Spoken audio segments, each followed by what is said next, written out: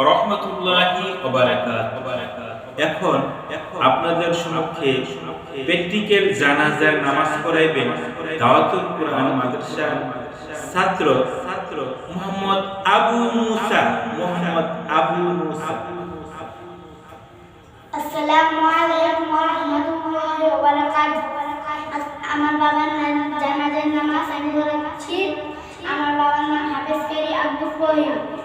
জানাজার নিয়ত নাওয়াইতু ওয়াদিয়া লিল্লাহি তাআলা আরবাআতান বিওয়াদি ওয়ালাকিন জানাজাতি ফারদুল কিফায়াতি আসসালামু লিল্লাহি তাআলা আসসালাতু আলান নবী والدعاء لهذا الميت أنا إمام لمن حضر ومن يقبل متوجها إلى جهة الكعبة الشريفة الله أكبر سبحانك اللهم وبحمدك وتبارك اسمك وتعالى جدك وجل ثناؤك ولا إله غيرك الله أكبر اللهم صل على محمد وعلى آل محمد كما صليت على إبراهيم وعلى آل إبراهيم إنك حميد مجيد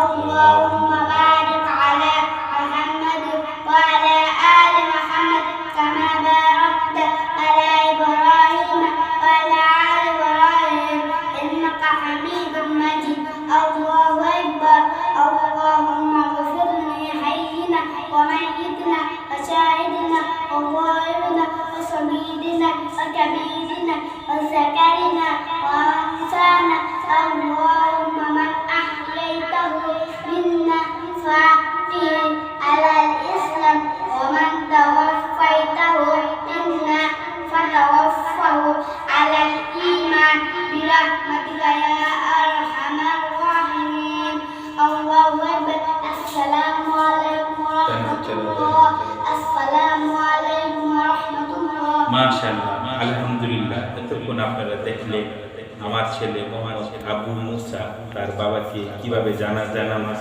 পড়াতে হবে সে প্র্যাকটিক্যাল এখনই দেখাই।